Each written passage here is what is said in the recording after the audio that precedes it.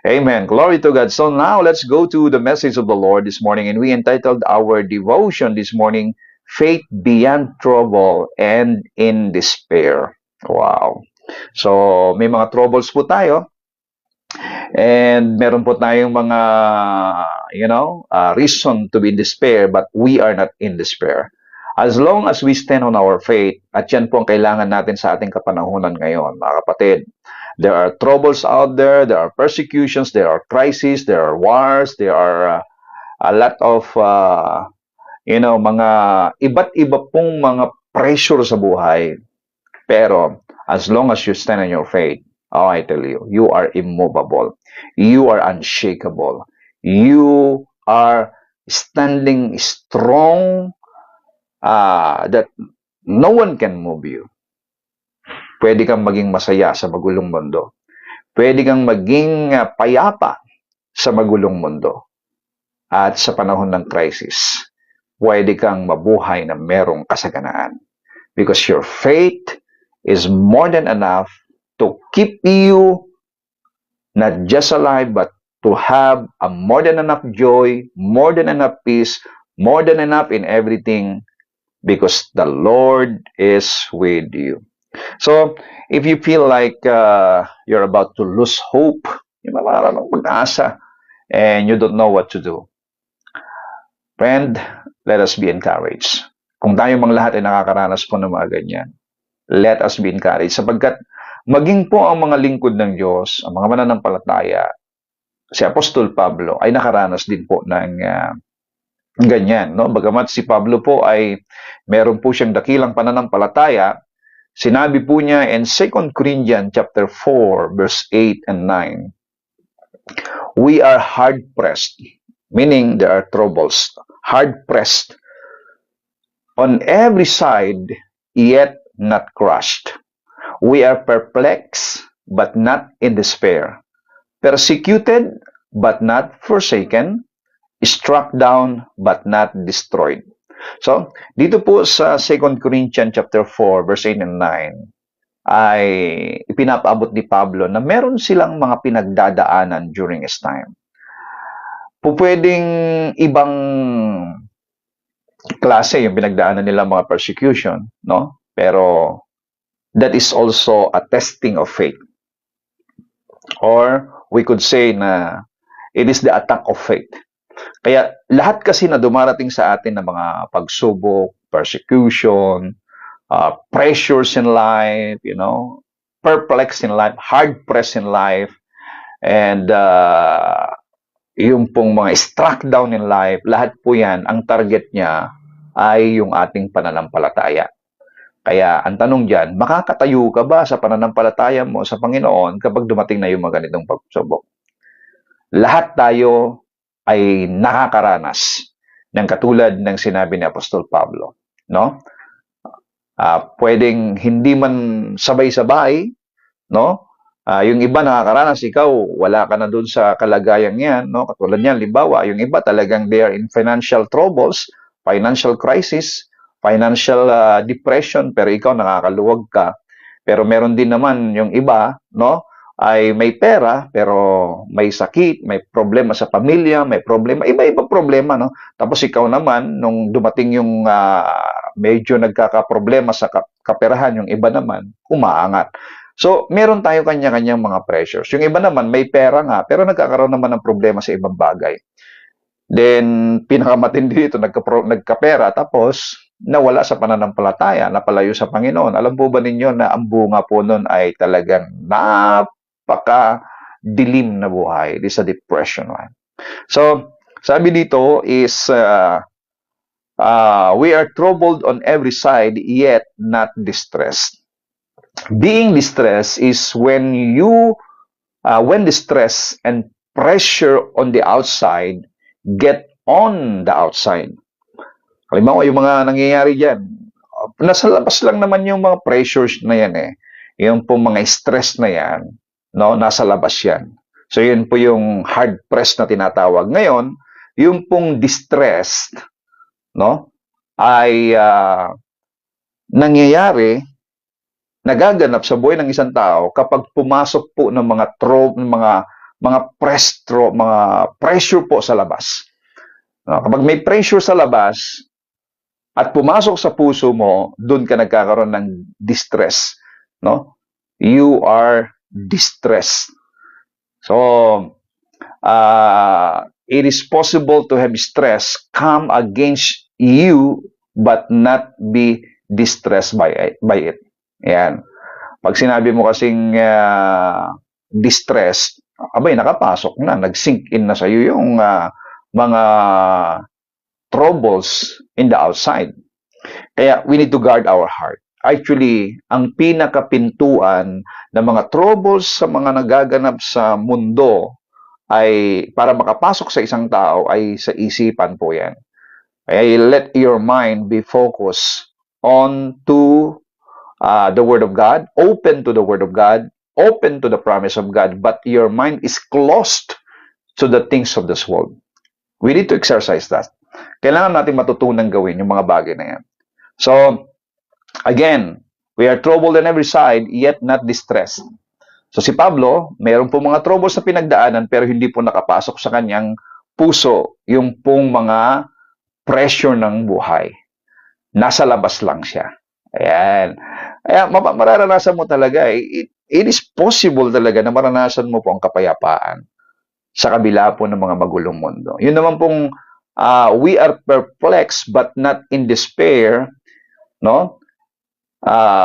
Ibig sabihin po, despair is when you don't know which way to turn. Perplex is not being sure of what to do. May mga bagay minsan na ganun tayo. Hindi tayo sigurado sa mga bagay na gagawin natin. Nalilito po tayo. So we are perplexed, no? Pero hindi po tayo in despair. Ang ibig sabihin ng in despair ay hindi natin alam kung kanino tayo lalapit. Sino ang lalapitan natin? Kasi kung pag wala ka ng alam, maisip na lalapitan at lahat ng lalapitan mo ay hindi ka mapagbigyan o di kaya hindi ka matutulungan, in despair ka. No? So, naranasan nyo na ba ang nabigo na in despair? Doon sa nilapitan mo, akala mo siya makakatulong sa'yo. So, being in despair means you don't know which way to turn. You don't know which way to go. Pero tayo, si Pablo, sabi niya, we are not in despair. We are perplexed, no? Hindi tayo sigurado minsan sa gagawin natin, but we are not in despair. Bakit? Meron tayong alam na pwede nating lapitan na hindi tayo bibiguin. At yan ay ang Diyos natin. Well, so you need to ask God and He will show you what to do. Okay? Sabihin nga natin dyan, I am troubled on every side, yet not distressed. Ayan. I am troubled on every side, yet not distressed. Ibig sabihin, hindi makapasok sa iyo yung mga pressures na yan. And then, pangalawa, I am perplexed. Diba? We are perplexed. I am perplexed, but not in despair. Ayan. Being in despair means you don't know where to go. You don't know which way to turn. We know where to go. We have a good Lord. Sabi nga niya dun sa... Kaya, pag medyo na-in-despair na kayo, nalapitan nyo na't lahat-lahat, ito po yung verse na inyo pong pupuntahan. Hebrews chapter 4, verse 16. Come boldly, sabi nga nun, into the throne of grace, and there you receive mercy. A very help of God in times of needs. O, di ba? Kaya sa mga in despair yan, sa mga tao, lahat na lang nilapitan mo, kapatid, meron kang pwedeng lapitan. No? Alam niyo, ang pananampalataya kasi ay hindi sinasabi ng pananampalataya na I never have trouble. No? Hindi ibig sabihin na kapag meron kang pananampalataya, hindi ka nadadaan sa mga troubles. No. Ang pananampalataya ay nagsasabi, trouble doesn't have me. So, hindi ka kayang kainin ng mga troubles sa buhay. Yan ang sinasabi ng pananampalataya. Pero hindi sinasabi ng pananampalataya na walang trouble na darating. May troubles, may mga testings, may mga trials, pero hindi ka kakainin ang pananampalataya. Sinasabi niya, hindi ako kayang kainin ng mga troubles na yan. Hindi ako kayang kainin ng mga pagsubok na yan. Faith doesn't say bad things never happen, but it says, I'm going to win. Jesus is on my side. So, ang pananampalataya ay laging nagsasabing, I am going to win because Jesus is on my side. Amen? Can you write it down, mga kapatid? Ay, ang sarap pong isulat ito. I am going to win because Jesus is on my side. God is with me. God is for me. The Lord's living through me, my friend. Hallelujah. So, kapag may pananampalatayang tao, hindi niya ibig sabihin na wala nang pangit na pwedeng maganap. May mga pangit pa rin nangyayari. May mga pangit pa rin na mga hindi pa rin maganda na mga pangyayari. Pwedeng maapektuhan ka, mangyari sa pamilya mo, pwedeng mangyari din sa mga maling desisyon mo, pero ang pananampalataya ay laging nagsasabi, I am going to win because the Lord is with me. Jesus is on my side. Lalong-lalo na ngayon, no? Nakita natin po yung mga nagaganap po ng mga troubles, mga digmaan, pressures. Ako, hindi po alam niyo yung pong mga nagaganap ngayon, nagpapakita po yun na lahat ng bagay sa mundo is temporary. Yung mga building na nawawasak ng ganun na lamang, biglang ang Dubai ay isang napakaunlad na bansa na akala mo untouchable, wala nang po pwedeng makapag-iba pa dyan, pero biglang nagka-trouble. Nagpapakita, mga kapatid, na dito sa mundong ito, pwedeng sa isang idlap ay mawala ang isang bagay. Kaya, ang pinakamaganda talaga, natakbuhan ng isang tao ay ang Diyos. We gotta lean on to the Lord. Well, as long as we are here in this world, we have to do our mission. Okay? You have to do your business, but your business must have a purpose. The very purpose of business, the very purpose of every increase that we have, no, lahat ng trabaho na ginagawa natin is not just for personal gain, not just for personal use, but there is a purpose. We are partners with God, and that is to propagate the gospel, go and let the good news be made known to all people, sapagkat ang pag-asa, ang tanging pag-asa ng mundong ito ay ang Panginoon. Sabi sa 2 Timothy chapter 3, in the last days, there will be trouble. So, it was prophesied talaga that in the last days, there will be trouble. The devil is trying to defeat us and destroy us. That is the work of the devil. Hindi tumitigil ang kaaway talaga. Gumagawa lagi ang kaaway. Kaya makikita po ninyo minsan, bakit hindi tayo nauubusan ng problema? Bakit hindi nauubusan ng mga pressure sa buhay? Bakit hindi na nauubusan ng mga issues na yan? Bakit hindi nauubusan ng mga... Sa bansa lang natin sa Pilipinas, ang dami-dami pong mga problema. Ang tagal na nating sumisigaw ng palitan yan. Diba? Tama na, sobra na. Ang tagal-tagal na natin na sumisigaw. No? Ang dami na nating mga pagbabagong ginawa, pero lalong lumalala ang sitwasyon. Wala pa rin pagbabago. Akala natin yung ipapalit mo, yun ang magiging daan para mas gagandang sitwasyon, pero wala pa rin nangyayari. Mga kapatid, isa pong katotohanan ang sinasabi mo ng Bible that in the last days there will be troubles. Kahit sino pang itayo mo dyan, kahit sino pang puntahan mo dyan, kung ang solusyon mo ay pansarili at hindi mo kasama ang Diyos, I tell you, the devil is trying to defeat us and destroys us. Dito po sa 1 Timothy chapter 4 verse 1, no? Ang sabi niya, in the latter days, some shall depart from the faith. Alam ko'y naniniwala, walang mangyayari sa inyo. Wala sa inyo ngayon dito ang mag-depart, no, sa pananampalataya. Kaya nga yung pong ating no matter what, we have to stand strong in faith, no?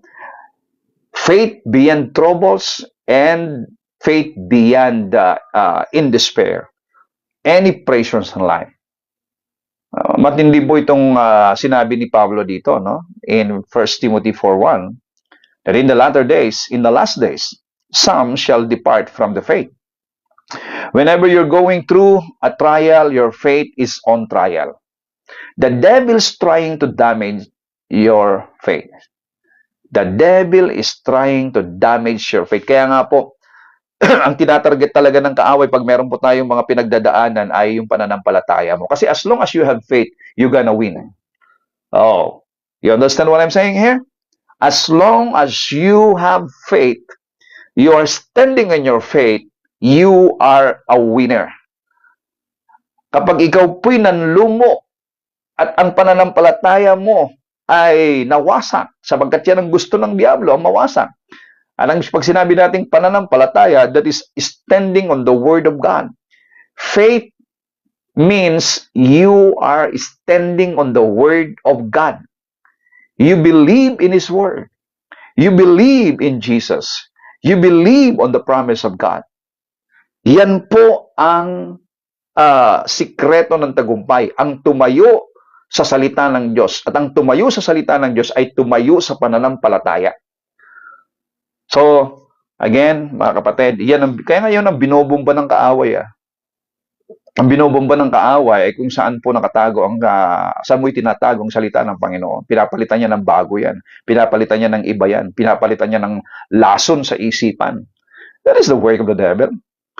If you depart from the faith, then the great trouble in the last days, the hard to bear problems will defeat you. No, I tell you. Makakaranas ang isang tao ng kagulumihanan, ng pressure, in despair, at lahat na lang ng mga problema ng tao sa mundo, mararanasan mo kapag ikaw ay umalis sa pananampalataya. Kaya ako naniniwala po ako that we have security in Christ. No one can touch us. We are eternally secured in Christ Jesus. But if you depart from your faith, if you depart from faith, you depart from Jesus. Umalis ka sa security mo umalis ka kay Jesus Once na umalis ka kay Jesus, umalis ka sa salita, umalis ka kay Jesus, kapatid, no? Your mind decide to get away from Christ. Oh, I tell you, the devil will pagpipistahan talaga ng demonyo ng maraming trouble sa buhay ng isang tao. Kaya, stand on faith. God is providing something to handle the stress and trouble. Okay? Ano po yung provision ni Lord para ma-handle po natin ang stress and troubles in life? That is the ability to walk in faith. To walk by faith. So again, prinubide ni Lord kung papaano natin ma-handle ang stress, ang trouble, ang in despair, ang mga persecution na darating sa buhay natin. So paano? By the ability to walk in faith. And you have the ability to stand on faith. Kasi decision mo yan You stand on faith. You need to decide to stand on the Word of God. So there is no better way to get out of stress.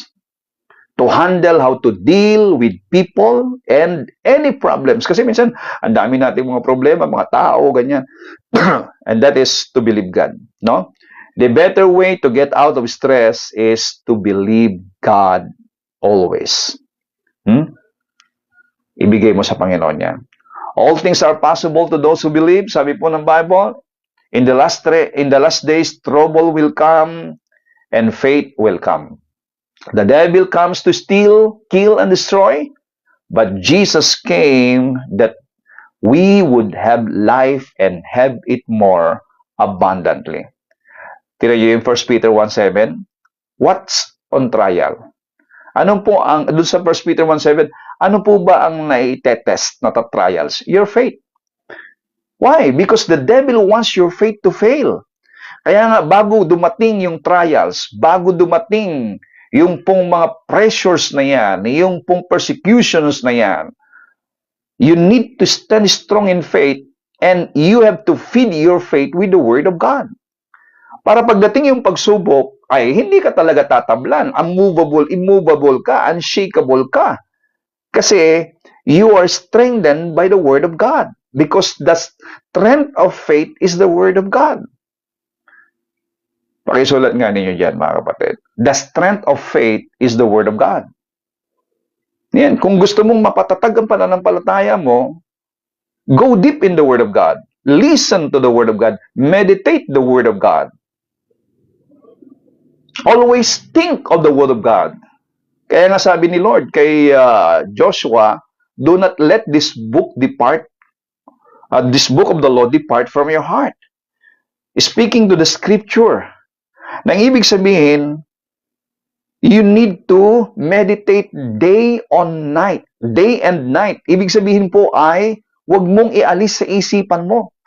Sapagkat marami kang dadaanan, marami kang kakaharapin ng mga panganib na pwede kang matakot sa buhay. Pero kapag alam mo ang scripture, alam mo ang salita ng Diyos, alam mo na sumasama ang Diyos sa iyo. Kasi how would you know that God is with you? How would you know that God will go with you? How would you know that God is more powerful than those problems coming in to you? Yung po makakaharap mo ng mga problema, pagsubok, it might be finances, it might be your health, it might be troubles, it might be crisis, it might be wars, it might be mga lindol o ano pa man yan. Paano mo malalaman ngayon na ang Diyos ay kaya kang iligtas sa mga bagay na kakaharapin mong ganyan? Through His Word. Kaya kapag ang salita ng Diyos ay buhay sa puso mo, pag dumating yung mga bagay na yon ngayon na mag-pressure sa iyo, magbibigay ng testing sa iyo, immovable ka, unshakable ka, panatag ka. Oh, glory to the name of Jesus Christ. So, the devil wants your faith to fail. When your faith fails, you can do nothing. Alam mo ba na pagka kasi ang nagiba yung pananampalataya, wala na. Manginginig ka na. Mapupuno ka na ng takot. Pupuno na ng takot ang puso ng tao kapag nawala yung pananampalataya. Pero kapag ikaw ay nakatayo sa pananampalataya, kapatid, sabihin ko sa inyo, ang demonyo ang manginginig sa inyo. Ang demonyo ang lalayas sa iyo. Lalayasan ka talaga kasi sabi niya, wala, nagpapagod lang tayo dito. Wala tayong mapapala dyan. Matatag sa kanyang pananampalataya, matatag sa salita ng Diyos Wala talaga tayong mapapala dyan. Ganyan po ang sabihin demonyo. Pero sabihin ko po sa inyo mga kapatid, stand strong in the Word of God. At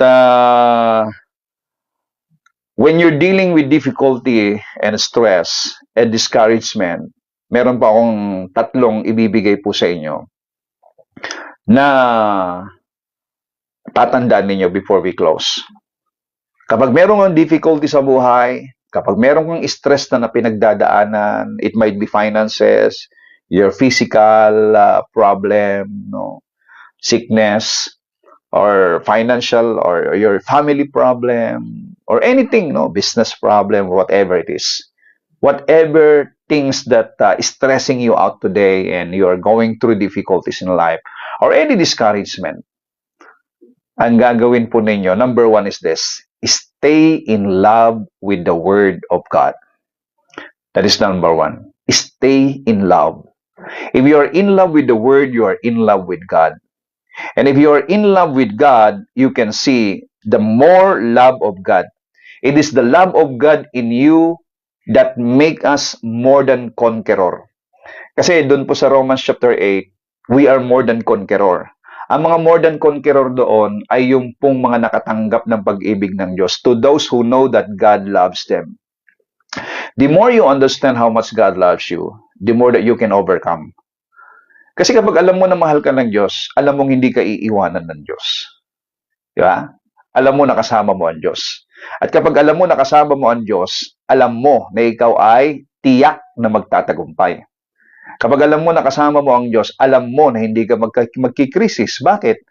Nasa kanya lahat ng yaman Nasa lahat ng kanya ang lahat ng kayamanan. He can provide all things sabihin na lang natin halimbawa, wala kang pera halimbawa. Katulad halimbawa, itong anak ko, kasama ko sa Hong Kong saka sa Macau. Wala naman perang pumunta ng Macau saka Hong Kong yan Pero bakit hindi siya nag-aalala? Bakit hindi siya na-in-despair o nagkakaroon ng difficulty? Alam niya, kasama niya ang papa niya. Kasama niya ang daddy niya eh. Kasama niya ako. Alam niya, hindi ko siya pababayaan. I am providing everything na kailangan niya. Minsan nga, ako pa nagtatanong, ano kailangan mo? Eto. Di ba? Ganon din po, if you know that God is with you. At eto, matindi, if you know that God loves you. Kaya, yan po, kapag dumaraan ka sa mga difficulties, stress, or discouragement, stay in love with the Word of God. Hindi po natin nakikita ang hindi natin makikita ang himala ng Diyos malibang makita natin ang pag-ibig niya sa ating buhay. Take note of that. Hindi natin makikita at mararanasan ang himala ng Diyos malibang makita mo ang pag-ibig niya sa iyo. Okay? So, number 2 is stay believing. Stay believing. Though now you see Him not, yet believe. Keep believing even when you don't see it. Keep believing the Word. Keep believing the promise. Keep believing the solution that God is with you. Keep believing that there is a good things coming to you. There is a better day coming to you, my friend. Keep believing. Oh, hallelujah. And then, number 3 is that stay rejoicing. Huwag mong hayaan na kainin ka ng lungkot. Huwag mong hayaan na papasok ang kalungkutan sa iyo tapos magkakaroon ka ng awa sa sarili mo. Stay rejoicing. Si Pablo si Pablo nakakulong. Pero sabi niyo sa Philippians 4:4, sabi niya, rejoice always, rejoice. Diba? Ini-encourage siya na mag-rejoice yung pong mga nasa laya. Samantalang siya po yung nakakulong, siya dapat ang makomfort. Siya ang dapat na i-comfort siya. Siya dapat ang malungkot. No? Pwedeng mamatay siya sa lungkot. No? Malunod siya sa lungkot. Kawawa naman ako. Ginagawa ko naman ang tama. Wala naman akong ginagawang mali. Nangangaral lang naman ako ng salita mo, Panginoon. Pero bakit, Lord? Bakit mo ako pinabayaan nakakulong na ganito? Bakit ako naghihirap ng ganito? Wala siyang ganong arte sa buhay. No? Wala siyang pagtatanong sa Panginoon, why these things happening to me? No. Whatever things happen to him, kahit nga nung bibitayin na siya hindi man lang siya nalungkot, hindi man lang siya natinag why? Alam niya yung pupuntahan niya Alam niya yung destination niya Kaya ganyan din sa atin, mga kapatid. Kung alam mo ang pinaninindigan mo, you can rejoice in whatever situation that you are in. You can rejoice. Ramakundo riende shikiriya ramamayandi. I love what I'm hearing. You know, love makes our faith works. The devil want you to get mad. Yan pong gusto ng diablo. Yung kainin ka ng galit. The devil want you to get mad. Kaya the devil will continuously, sowing bad news to you, maski yung mga kasinungalingan. Kasi ganito yan, lahat ng kasinungalingan, ipapaabot ng demonyo sa'yo. Minsan gumagamit siya ng tao dyan, gumagamit siya ng tao sa paligid mo. Lahat ng kasinungalingan para magalit ka. Kasi kapag magalit ka na, wala na, out of control na lang. Mawawala na yung kagalakan mo, mawawala na yung kapayapaan mo, hindi ka na makapag-isip ng tama. Alam niyo ba naman tao kapag galit, wala siyang pinapakinggang tama at wala siyang maisip na tamang gawin. Masira kung masira, mawasak kung mawasak, pumatay kung pumatay, makulong kung makulong. Ganyan yan Nakakita ko minsan ng galit na galit. Talagang yung mata niya, nag-aapoy. Handa talagang pumatay. No? Galit na galit. Wala na siyang maisip na tamang gawin, kundi yung pumatay, sumira. No? Yun yung galit. Yan po yung gusto ng kaaway na mangyari sa buhay ng mga tao. The devil wants you to get mad. Pero God wants you to stay in love. Lalong-lalo na kasi kaya that's the reason why the devil sows lies. Nagtatanim siya ng mga kasinungalingan because he's the father of lies. Eh ano ngayon kung may meron kong narinig na kasinungalingan, alam niyo yan eh, dalawa lang it is your choice to react. Halimbawa, may sinabi sa'yo hindi maganda ang tao, hindi mo naman sinabi, o wala namang katotohanan, no? O kahit pa sabihin mo may katotohanan, nasa sa iyo ang choices. You gonna react, get mad, no? Get angry, out of control, or you stay calm, you stay at peace, you stay in a prayerful mode, and you trust and trust everything to the Lord. If you get mad, if you get anger and you get revenge, at out of control, ang magiging outcome nun kasiraan. Wasak yan, sira yan. Pag wasak na, sira na't lahat-lahat eh. Saka ka ngayon magsasabi, "Naku, wala kasi ako sa tamang pag-iisip nun eh." Di ba ganyan lahat ng mga nakagawa ng mga nawala, yung mga nakapatay, yung mga wala kasi ako sa katinuan, wala ako sa pag-iisip. Yun na nga eh. Di ba? Yan po ang nangyayari, and that is the work of the devil, to destroy. Kaya nga po John 10:10, the devil came, no, to steal, to kill, to destroy. That is the mission of the devil. But you know, if you're gonna stand on faith, gonna stand on faith, love makes our faith work. Can you write it down? Love makes our faith work. Alam niyo ba na walang pag-ibig sa demonyo? Walang pag-ibig sa demonyo. Hate is of the devil. Ang galit, ang hate ay nasa, yun ang meron sa demonyo. Kaya kapag ikaw ay puno ka na ng galit, puno ka na ng hindi makakapag-operate ngayon ng ang pananampalataya. Alam niyo ba na if you are filled with anger, with revenge, with hatred, if you are filled with that, hindi makapag-operate ang pananampalataya because faith works in love. Love makes our faith works, and faith works in love. Kumikilos, gumagawa, gumagana ang pananampalataya doon sa pag-ibig, sapagkat ang salita ng Diyos ay pag-ibig. Ang Diyos ay pag-ibig, ang kanyang salita ay pag-ibig, gumagana, kumikilos, nagiging effective ang pananampalataya if you are standing in love. Kaya pag galit ka na, no, puno ka na ng galit, pag-igantit lahat, faith cannot works. Eh, anong gumagawa pag gano'n? Wala na. The devil destroying. Kaya nga, matauhang ka. Hiwalagwag mo yung isipan mo pagka gano'n. Eh, ganito yun lang eh. You have the power to cast it out. Actually, you have the power to cast it out. Every, wrong emotions in you, alam mo naman yun eh. Di ba? You have the power to cast it out. Kaya ang pinakamaganda dyan, kapag meron, stop ka muna. Stop. Keep silent. So, the devil wants you to get mad. He wants you to lose hope. Stay focused, my friend, on your job. Walk in love, and you will never fail.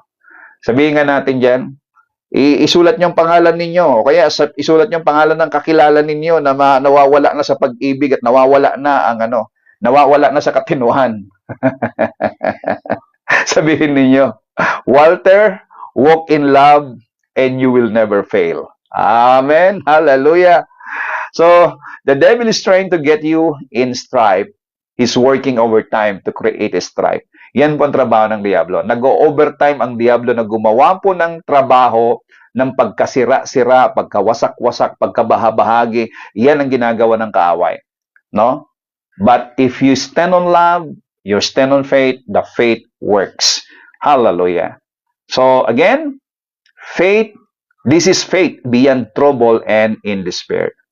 Kaya, stand strong in faith. You have to stand strong in love. So, when you're dealing with difficulty, stress, and discouragement, again, stay in love with the Word of God. Stay believing and stay rejoicing. Stay in love. Father, thank you so much for your word today. We're so much blessed, Father God, in hearing your word. And I declare, Father God, that everyone listening right now may come to stand in love, rejoicing every day, believing in your promises. We are an overcomer because we know that the one who created the heavens and the earth, the most powerful one, is with us, the one who loved us. Thank you, Father. I bless everyone listening right now in Jesus' name. Amen and amen.